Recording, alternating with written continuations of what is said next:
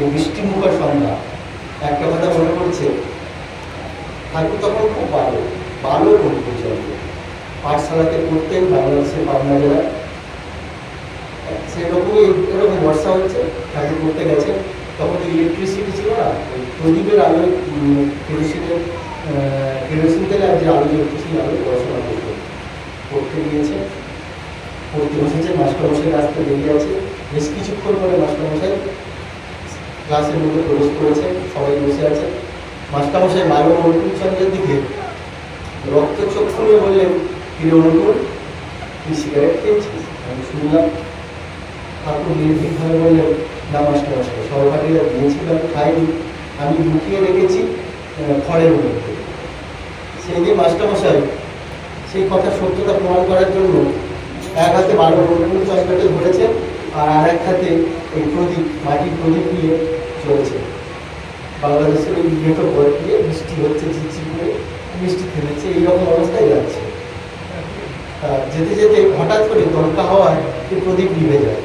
মাস্টারমশাইয়ের গাটা একটু ছমছম করে উঠে পড়ে, অন্ধকার অবস্থা। যেমনি আলোটা নিভে গিয়েছে, সঙ্গে সঙ্গে বারো অনুকূলচন্দ্র যে হাতে মাস্টারমশাই সেই প্রদীপ ছিল সেই হাত স্পর্শ করে বলছে, মাস্টারমশাই ভয় করছে। স্পর্শ করার সঙ্গে সঙ্গেই আবার সেই প্রদীপটা জ্বলে গিয়েছে। মাস্টারমশাই ভালো করে দেখলেন, ভাবলেন যেটা হয়তো আমার মনের সম্ভব, প্রদীপটা সত্যি সত্যি হয়তো নেবেনি। আবার এগোতে লাগলেন। কিছুক্ষণ পরে আবার সেই ঘটনার পুনরাবৃত্তি, আবার প্রদীপ নিভে গেছে। এবারে মাস্টারমশাই তার পঞ্চ ইন্দ্রিয় দিয়ে পর্যবেক্ষণ করলেন যে না, এবারে সত্যিই প্রদীপ নিভেছে। আবার সেই ঘটনা, বারো অনুকূলচন্দ্র সেই হাত স্পর্শ করে বলছে, মাস্টারমশাই ভয় করেছিলেন, সঙ্গে সঙ্গে সেই প্রদীপ হয়েছে। সেই দিনই সেই মাস্টারমশাই বলেছিলেন যে সে বালক নয়, যার হাতের স্পর্শে আজকে মাটির প্রদীপ চলছে, এই জীবনের স্পর্শে একদিন মানুষের তথা সমস্ত পৃথিবীর সমস্ত জীবগুলোর হৃদয়ের প্রদীপ জ্বলে উঠবে। সেই ঠাকুর অনুকূলচন্দ্র আমাদের মধ্যে এসেছিলেন আমাদেরকে রক্ষা করার জন্য। তিনি তার অভয় মন্ত্র কণ্ঠে ধারণ করে মা বয়স্য মাঝারি সপ্ত থেকে মৃত্যু মন্ত্র করেন, অর্থাৎ মরোনা মেরোনা পারত মৃত্যুকে অভিযুক্ত করে।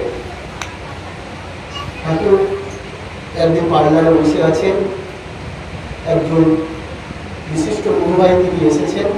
আমি খুব সংক্ষেপে কয়েকটা ঘটনা বলে শেষ করব। এসেছেন, তার ঠাকুর তাকে বলছেন, ঠাকুরকে প্রণাম করার পরে, যে তুই আমাকে দুটো মানে লোহার যে টিনের যে তখন বাক্স হয় না, ওই বাক্স দুটো চেয়েছে, দিতে পারবি? ওই রাতে ঠাকুর দিতে পারবো। তারপরে ওই দাদা দেওঘর থেকে আবার বাড়ি ফিরে গেছে। বাড়ি ফিরে গিয়ে যথারীতি ওই কথা ভুলে গেছে। ঠাকুরের কথা চলছে, কিন্তু ঠাকুর যা চেয়েছেন সেটা ভুলে গেছে। হঠাৎ একদিন অ্যাক্সিডেন্ট করে বড় ছেলে প্রাণ নাশ হয়, মারা যায়। এবারে উনি রিয়েলাইজ করছেন যে কী হলো, কেন এমন হলো।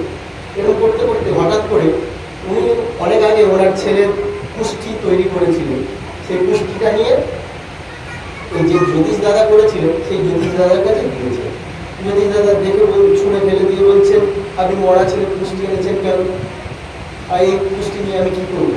বলছে আপনি দেখুন, ওই দাদা বলছেন আপনি দেখুন, আমার ছেলে তো মারা গেছে, এটা স্থির, কিন্তু ওই ছেলের কি বাঁচার কোনো জায়গা ছিল বা বাঁচার কোনো উপায় ছিল?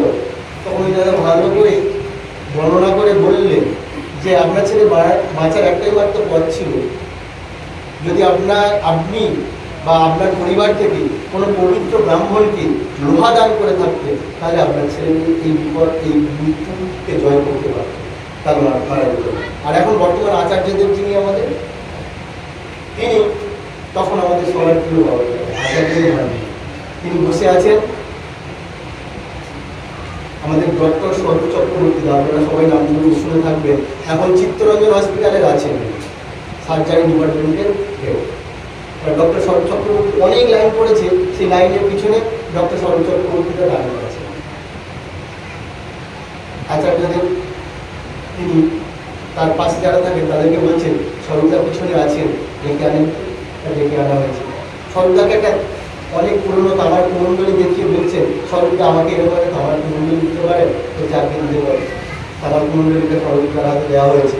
স্বরূপদা সেটা নিয়ে ওই দেওঘরের পাশে সব বেতনটার ফাঁসার যে দোকানগুলো আছে সেসব জায়গায় খোঁজ করে অনেক কষ্টে একটা কুণ্ডলী পেয়েছে, সেই টাইমে আচার্যদেবকে দিয়ে প্রণাম করে বলছে আজকে আমি আজকে বাড়ি যাবো, আসতে যাবো। আচার্যদেব তখন ঠিক আছে যাবো। আস্তে আস্তে ডাক্তার নিজের গাড়িতে ফিরছিলেন, ফিরতে ফিরতে অ্যাক্সিডেন্ট, প্রচণ্ড খারাপ অবস্থা, হসপিটালে ভর্তি হয়েছে। 6 মাস পরে তিনি সুস্থ হয়েছে। তখন সর্দার মায়ের মনের মধ্যে প্রশ্ন জেগেছে যে আমার ছেলে ঠাকুরের নীতি, ঠাকুরকে নিয়ে চলে, আমার ছেলের এরকম বিপদ হলো কেন? সরদার মাও সরদার ওই কুষ্টি তৈরি করেছিলেন, সেই কুষ্টি আর সরদাকে নিয়ে যিনি তৈরি করেছিলেন তার কাছে গেছে, তিনি কুষ্টিটা দেখে ভালো করে বর্ণনা করে ছুঁড়ে ফেলে দিয়েছেন। সেই ঘটনা বলছি, মরা ছেলের পুষ্টি এনেছেন কেন? না, মরা ছেলের পুষ্টি নিয়ে আমি কি করবো?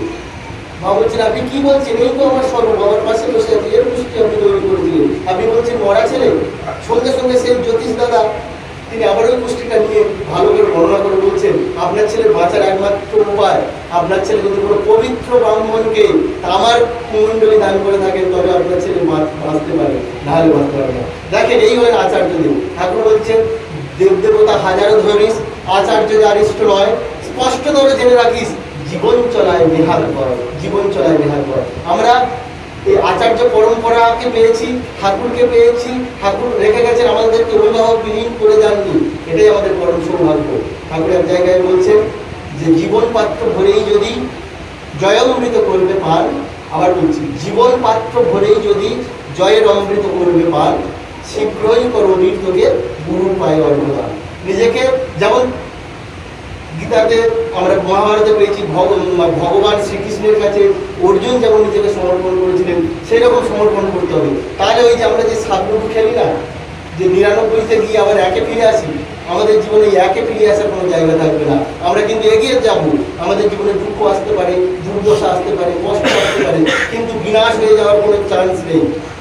সুতরাং ঠাকুরকে ধরে চলতে হবে, আর আচার্যদের যা যা বলছেন তাই তাই করতে হবে। প্রত্যেকের দায়িত্ব প্রত্যেক গুরু ভাইয়ের খোঁজ নেওয়া, ডিপি কাজ, দীক্ষাপত্রের কাজ, আপনার পাশের যেসব গুরু ভাইরা কেমন আছেন তাদের বাড়িতে গিয়ে কথা বলা, তারা কেমন। এবারে অবিন্দ দাদা আমাদের কাছে আমাদের মানে সাউথ 24 পরগনায় তার কয়েকজনকে পাঠিয়েছিলেন, তার প্রিয় কয়েকজনকে, তারা তাদের মাধ্যমে তিনি যে মেসেজ আমাদেরকে দিয়েছেন যে আমরা যেন প্রতিদিনই একটা করে গুরু ভাইয়ের বাড়ি গিয়ে জিজ্ঞাসা করি জয় গুরু দিয়ে আপনি ভালো আছেন তো, এটা করতে হবে। তার সঙ্গে সঙ্গে আমাদের প্রত্যেকেরই দায়িত্ববান হওয়া উচিত। আমরা মন্দিরে যাব প্রতিদিন, পুরো পরিবার, যেদিন প্রতিদিন যাওয়া কারো সম্ভব নয়, একটা পরিবার যাদের সম্ভব প্রত্যেককে, পরিবারের সবাইকে নিয়ে আমরা মন্দিরে যাব, হয় সকালে নয় বিকালে প্রার্থনা করব। তাহলে কিন্তু তার ইচ্ছা পূরণ হবে, তাহলে কিন্তু আমাদের সবার হৃদয়ে তিনি জাগ্রত থাকবেন। পরমপিতার রাতুল চরণে আমি আমার বক্তৃতা আর দীর্ঘায়িত করব না, সকলের মঙ্গল প্রার্থনা করি, তার চরণে প্রার্থনা করি তোমার হৃদয়, তোমার রাতুল চরণের পরশে আমাদের সকলের হৃদয় যেন দীপ্তিতে ভরে ওঠে, তৃপ্তিতে ভরে ওঠে, মহা আনন্দে ভরে ওঠে, বেদ জ্ঞান বিজ্ঞানে জ্বলন্ত হয়ে ওঠে। তুমি সবার হৃদয়ে চির জাগ্রত থাকো প্রভু। তমেব মাতা চ পিতা তমেব, তমেব বন্ধুশ্চ সখা তমেব, তমেব বিদ্যাং দ্রবিণং তমেব, তমেব সর্বম দেব। জয়।